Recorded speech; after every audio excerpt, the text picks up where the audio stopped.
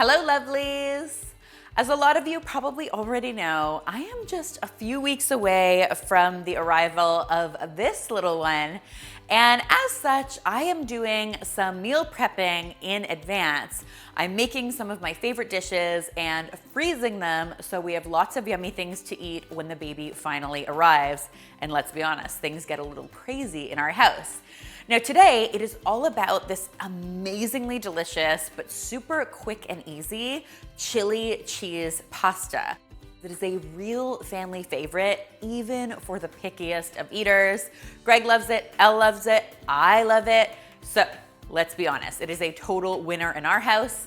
Now to get started, we are going to be cooking up some pasta. So I've got a nice big pot of water boiling away on the stove. And to that, I'm going to be adding my pasta. I'm using cavatappi here, which is also known as corkscrew pasta. In my opinion, it is one of the most kid-friendly pastas out there.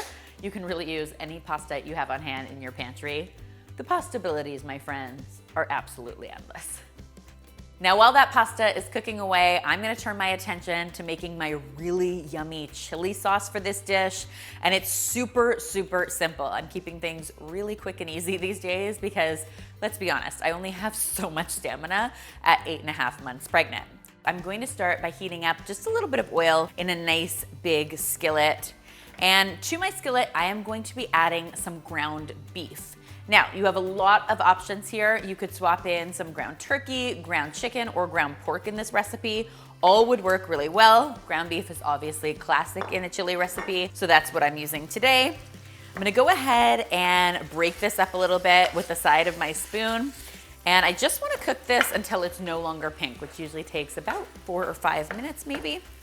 I'll season it up with some salt and some pepper. You also have the option to leave this dish completely vegetarian if you wanted to just mix in some extra kidney beans. That would work as well. And just as soon as that ground beef is no longer pink, we can go ahead and start to add some flavor to this. So I've got 1 onion that's been finely diced. I'll let that onion cook for another 2 or 3 minutes just until it's softened. Then it's time to start loading in the flavor. So to do that, I'm adding some minced garlic to my pan, and I've also got a couple big tablespoons of chili powder headed in here as well. Now, if you love the heat, you could also add red pepper flakes or even some fresh jalapeno, or some chipotle pepper would be really, really good here, but I'm keeping this mild.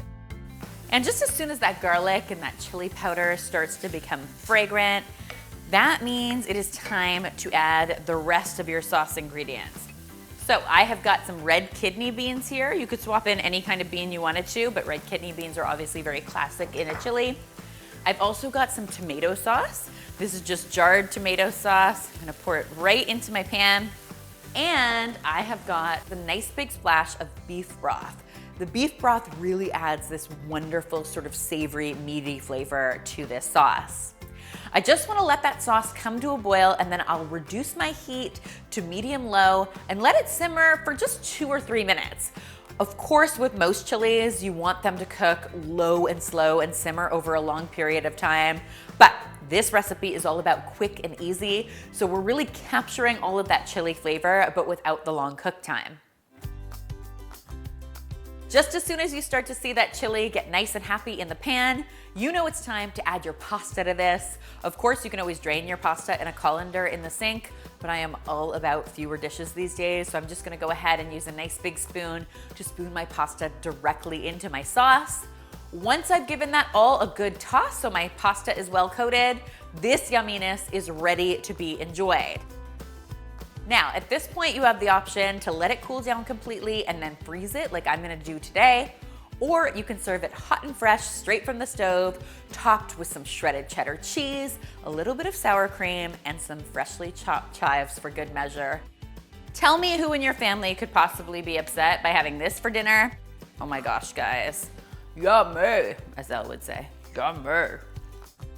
Let me tell you guys, this dish is an absolute winner.